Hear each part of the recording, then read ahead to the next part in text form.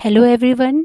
आज आप और हम पढ़ेंगे आपदा प्रबंधन भाग 2 कक्षा 10 का पहला पाठ आपदा का परिदृश्य।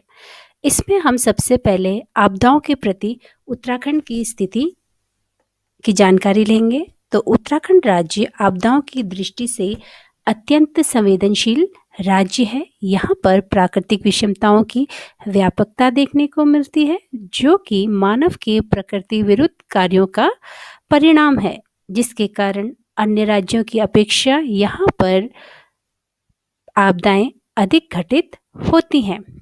उत्तराखंड राज्य में भूस्खलन, बादल फटना, बाढ़, हिमस्खलन, वनों में अग्नि लगना जैसी मौसमी आपदाएं जो वर्ष के एक विशेष समय में अत्यधिक प्रभावशाली हो जाती हैं, तो दूसरी ओर भूकंप है, जो कि बहुत ज़्यादा विनाशकारी प्रभाव इस राज्य को पहुंचाता है।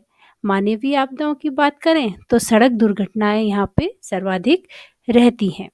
तो इन सब आपदाओं के साथ इन परिस्थितियों में जीवन यापन तथा विकास के लिए आपदा प्रतिरोधक तंत्र, योजनाओं व क्षमताओं के विकास की अति आवश्यकता होती है। अब हम पढ़ेंगे उत्तराखंड के भूकंप संभावित क्षेत्र। तो मानचित्र में आप जोन 4 व जोन 5 देख रहे होंगे। तो उत्तराखंड राज्य जो है जोन 4 अधिक भूकंप संभावित क्षेत्र और जोन 5 अत्यधिक भूकंप संभावित क्षेत्र। तो सबसे ज़्यादा जो खतरा है वो उत्तराखंड राज्य को ही आपदाओं से है। तो जोन 5 में आपके 4 जनपद पिथौरागढ़, बागेश्वर, चमोली व रुद्रप्रयाग आते हैं। जोन 4 में आपके 9 जनपद उत्तरकाशी, देहरादून, टिहरी, हरिद्वार, पौड़ी, अल्मोड़ा, नैनीताल, चंपावत व उधम सिंह नगर आते हैं। तो भूकंप की दृष्टि से आप समझ सकते हैं कि उत्तराखंड कितना संवेदनशील राज्य है। अब हम चर्चा करेंगे आपदा। आपदा किसे कहते हैं? तो आपदा अचानक से आने वाला संकट, विपत्ति को आप आपदा कह सकते हैं। तो आपदा प्राकृतिक एवं मानवीय प्रक्रियाओं के द्वारा उत्पन्न वह स्थिति है जो व्यापक रूप से प्राकृतिक एवं मानवीय संपदाओं को क्षति पहुंचाती है।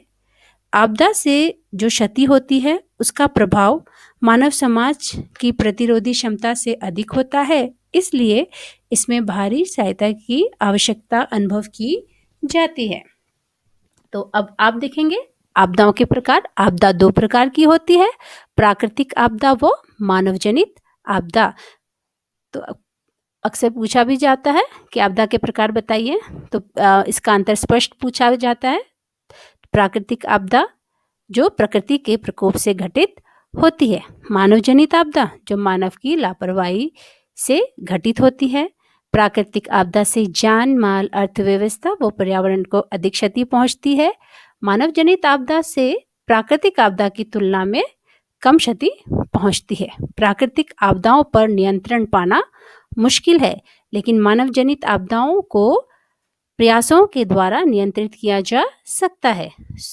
सूखा, बादल फटना, चक्रवात, भूकंप, सुनामी, कई ऐसी प्राकृतिक आपदाएं हैं।